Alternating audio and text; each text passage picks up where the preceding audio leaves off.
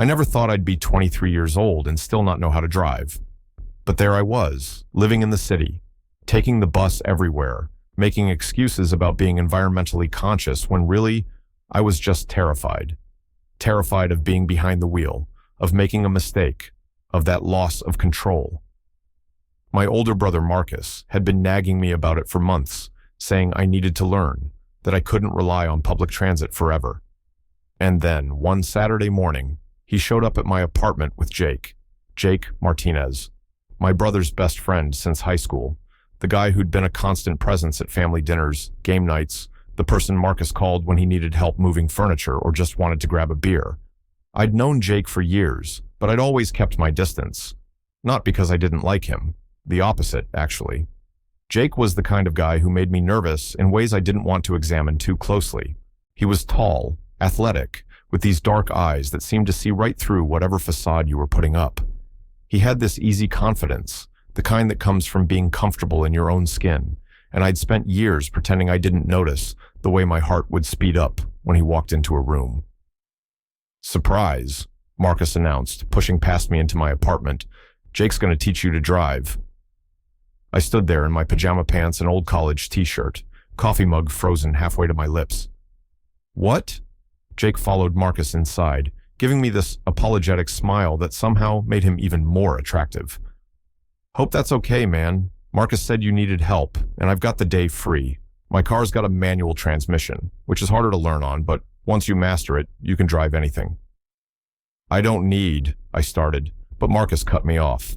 "Yes, you do. I'd teach you myself, but I'm working double shifts all week. Jake's a better teacher anyway, more patient." He clapped Jake on the shoulder, then checked his phone. "Actually, I've got to run. Emergency at work. You two good?" And just like that, my brother was gone, and I was standing in my apartment with Jake Martinez, who was looking at me with those dark eyes, waiting for an answer.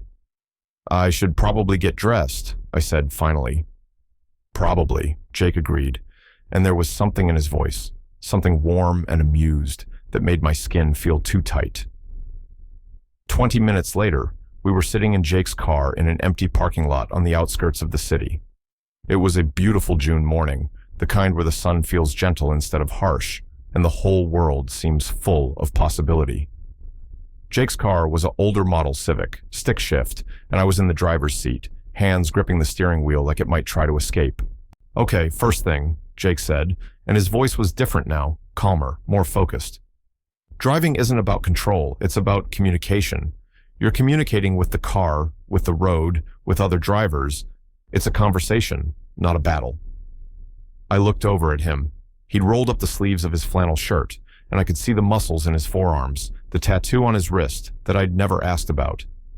"That's very zen," he laughed. "My dad taught me that. He was a truck driver, said the moment you start fighting the vehicle, you've already lost." He shifted in his seat, angling toward me.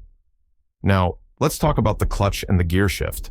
That's where the real conversation happens with a manual." He explained the mechanics, the relationship between the clutch pedal and the gears, how to find the bite point where the car would start to move. His voice was steady, patient, and I found myself actually listening instead of panicking. Then he said, "Here, let me show you." And suddenly his hand was on mine. His right hand covered my right hand on the gear shift, warm and solid and gentle all at once. "Feel that?" he asked, and I wasn't sure if he meant the gear shift or the way my pulse had just jumped. "You're gripping too hard. It's not about force. It's about finesse." He guided my hand through the motion, first to second, second to third, his palm pressed against my knuckles, his fingers curled around mine. "See? Smooth. Easy. Like you're asking the car to dance, not forcing it." I couldn't speak. Every nerve ending in my body was focused on the point where his skin touched mine, the heat of his palm, the slight calluses on his fingertips. I'd spent years convincing myself that whatever I felt around Jake was just admiration, just the normal way anyone would react to someone charismatic and kind.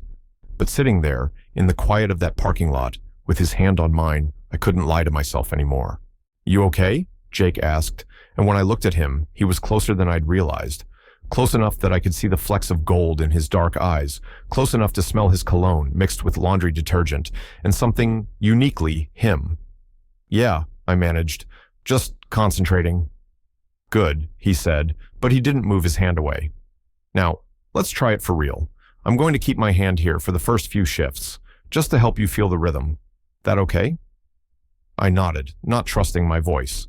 He talked me through starting the car, finding the bite point on the clutch, and then we were moving, actually moving, and his hand stayed on mine as I shifted from first to second. Perfect, he said, his voice low and encouraging.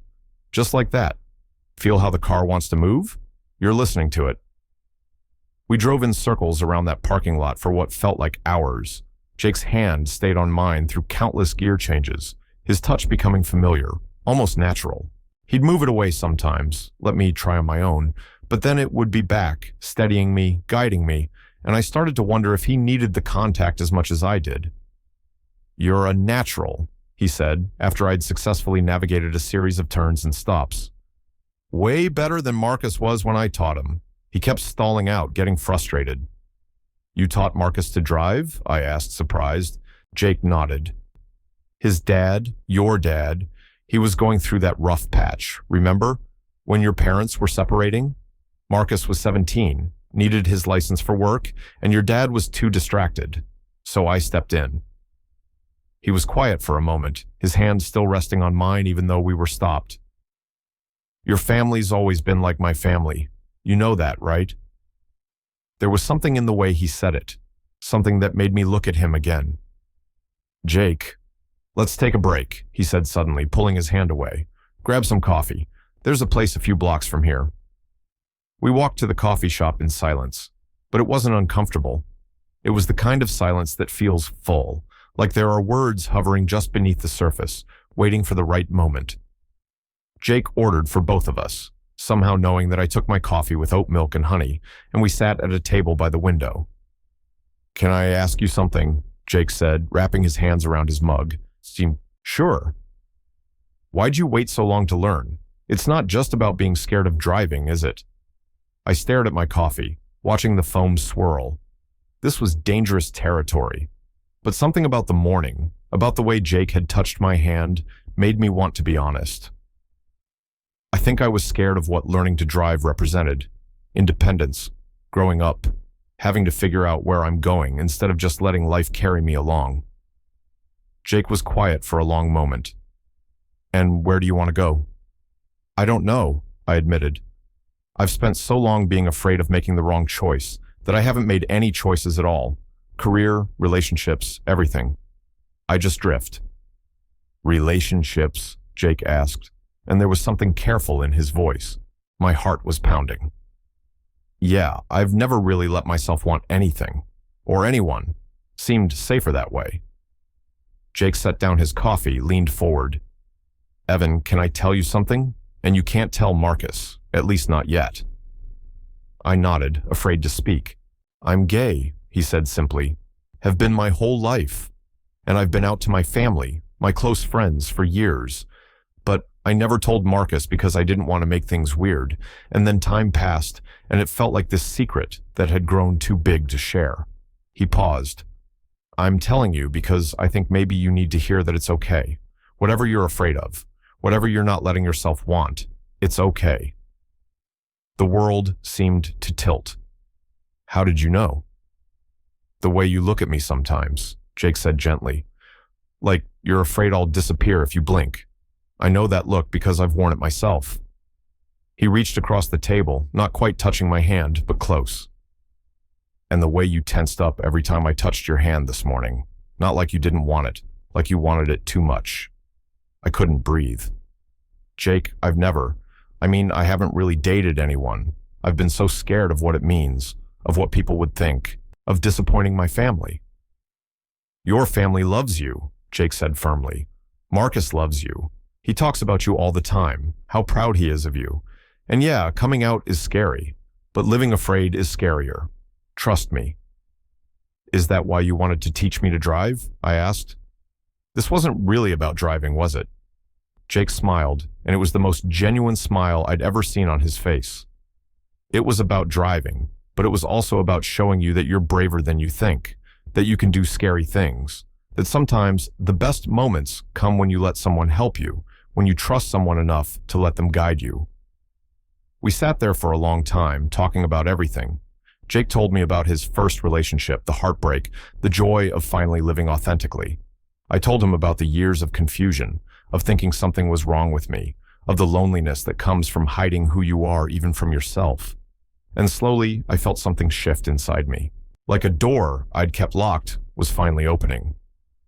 When we got back to the car, Jake asked, "Want to try driving on actual streets? I think you're ready." "Will you keep your hand on mine?" I asked, then felt my face heat.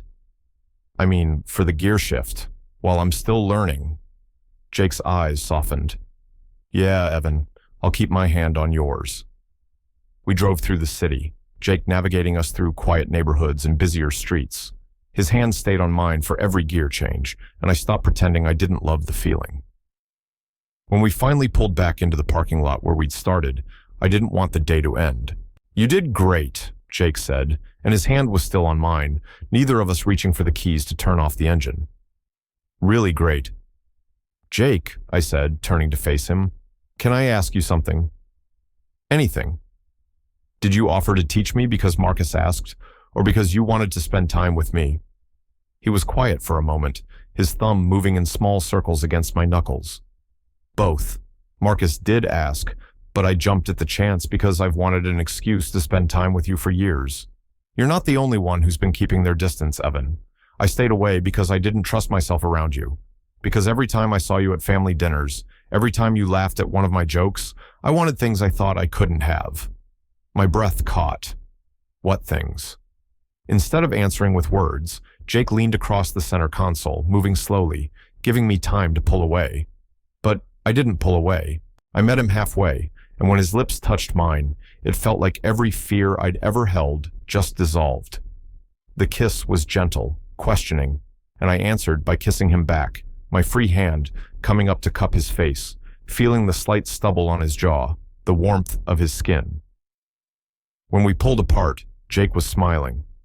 "I've wanted to do that for 3 years." 3 years? I asked, dazed. "Since that Christmas party at your parents' house. You were wearing that dark blue sweater, and you were laughing with your cousin about something, and I thought you were the most beautiful person I'd ever seen. I almost said something that night, but then I chickened out." He shook his head. "Guess we've both been afraid." "What do we do now?" I asked.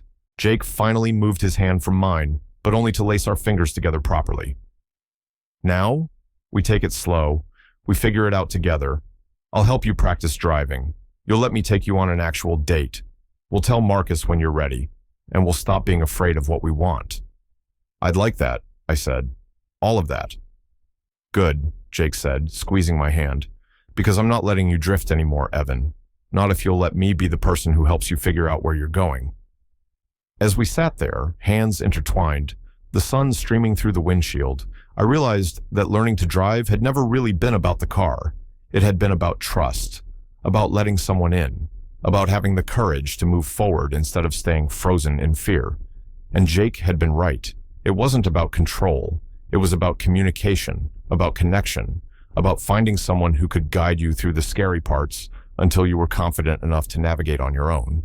That night, after Jake dropped me off at my apartment with a promise to call later, I texted my brother. "Thanks for setting up the driving lesson. Jake's a good teacher."